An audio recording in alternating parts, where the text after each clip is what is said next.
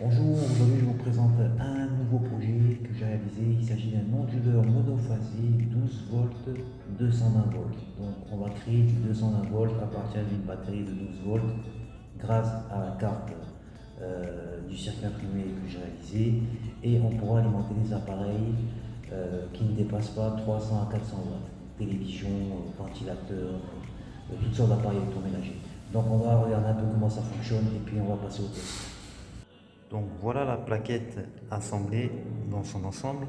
Je vais mettre en marche en appuyant sur l'interrupteur et on a le démarrage de la carte de contrôle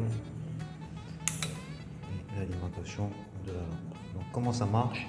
Ça en fait c'est la carte de puissance et ça c'est la carte de commande.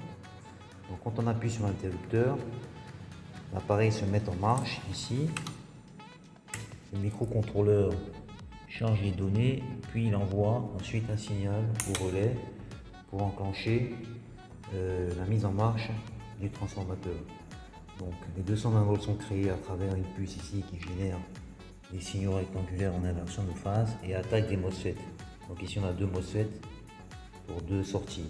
Donc la puissance n'est pas énorme, on a à peu près la résistance interne DSON du MOSFET multiplié par le courant maximal que le MOSFET peut générer, ce qui nous donne une puissance dissipée maximale par un MOSFET. Ici on a à peu près 150 à 160 watts au maximum. Donc on peut augmenter la puissance de l'onduleur en ajoutant ici des MOSFET en parallèle.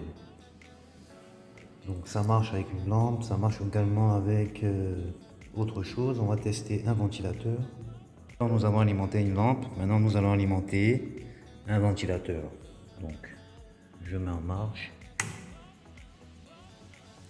démarrage, et là, normalement il met en marche le système. Voilà.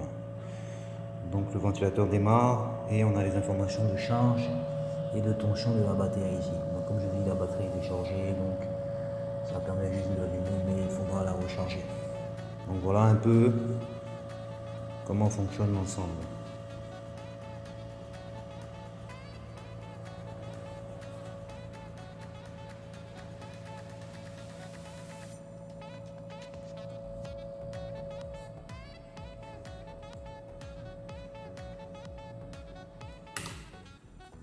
Pour le schéma, ça c'est le schéma de la carte de contrôle.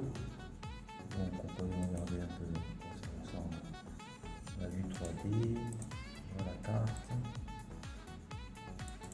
On a aussi le schéma de la carte de contrôle. Voilà. Donc ici on a plusieurs transistors pour augmenter la puissance. Sur la carte en réalité il n'y en a que deux. Donc voilà à quoi ressemble un peu le schéma. Voilà.